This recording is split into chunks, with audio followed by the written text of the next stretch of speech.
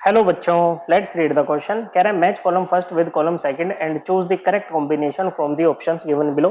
Column first को column second के साथ चेक करना, मैच करना है बच्चों। ओके, कॉलम फर्स्ट में हमें कुछ पैरामीटर्स दे रखे हैं, पैरामीटर्स का चेंज, जैसे बच्चों स्टैंडर्ड रिएक्शन एंथैल्पी चेंज दे रखा है और स्टैंडर्ड ये बच्चों एंट्रोपी चेंज दे रखा है बच्चों रिएक्शन का, और सेकंड में उनके बारे में डिस्क्रिप्शन हमें दे रखी है, तो ये हमें मैच करना है। तो इनके ये साइन दे रखे हैं बच्चों, डेल पहले दे रखा है आपको डेल्टा आर एच नोट का, फिर आपको दे रखा है डेल्टा आर एस नोट का, और स्पॉन्टेनिटी और नॉन स्पॉन्टेनिटी की बात कर रहा है बच्चों। देखो, स्पॉन्टेनियस प्रोसेस वो प्रोसेस होती है which occur on their own after proper initiation. Okay बच्चों, और इनके लिए क्या होता है बच्चों, डेल्टा आर जी नोट क्या होना चाहिए, इनके लिए नेगेटिव होना चाहिए। Okay, standard gives free energy change क्या आना चाहिए बच्चों, आपका ये नेगेटिव आना चाहिए बच्चों। अब देखो, डेल्टा आर जी नोट किसके इक्वल होता है, ये इक्वल होता है delta H note minus T delta S note. T है बच्चों टेम्परेचर इन केल्विन बच्चों।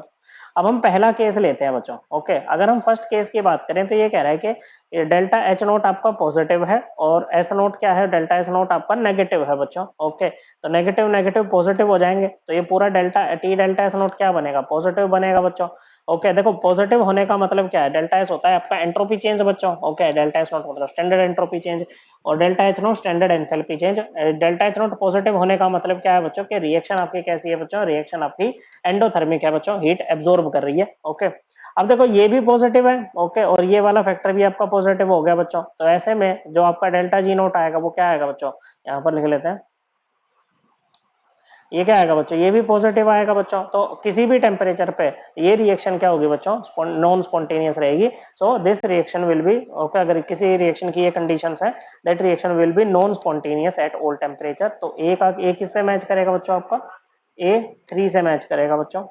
फिर आते हैं बी के ऊपर। ओके, बी में कह रहा है कि डेल्टा एच नोट नेगेटिव है बच्चों, और ये भी आपका नेगेटिव है, और मतलब टी डेल्टा एस नोट आपका पॉजिटिव बन जाएगा बच्चों। ओके, हम टी डेल्टा एस नोट की बात कर रहे हैं यहाँ पर, ठीक है, तो ये पॉजिटिव हो जाएगा। अब अगर आपको डेल्टा आर जी नोट को नेगेटिव होना है तो डेल्टा एच नोट की वैल्यू या तो बहुत ही ज्यादा हो, या कहो कि टेम्परेचर कम हो बच्चों। क्या हो बच्चों, क्या हो, टेम्परेचर कम हो। ओके बच्चों, या कहो कि ये रिएक्शन जो है अगर हाई टेम्परेचर ले जाओगे तो इसकी डेल्टा एच नोट की वैल्यू बहुत बढ़ जाएगी बच्चों।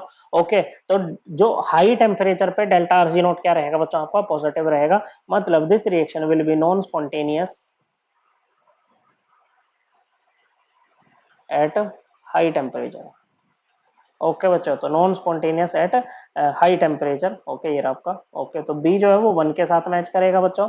फिर आते हैं सी में, डेल्टा एच नोट आपका नेगेटिव है। ओके बच्चों, टी डेल्टा एस नोट, यहाँ पर डेल्टा एस नोट पॉजिटिव है बच्चों, तो T delta S note negative रहेगा। ओके बच्चों, तो ये रिएक्शन हमेशा इसके लिए जो डेल्टा आर जी नोट रहेगा ना वो नेगेटिव रहेगा किसी भी टेम्परेचर पे। So this reaction will be spontaneous at all temperature.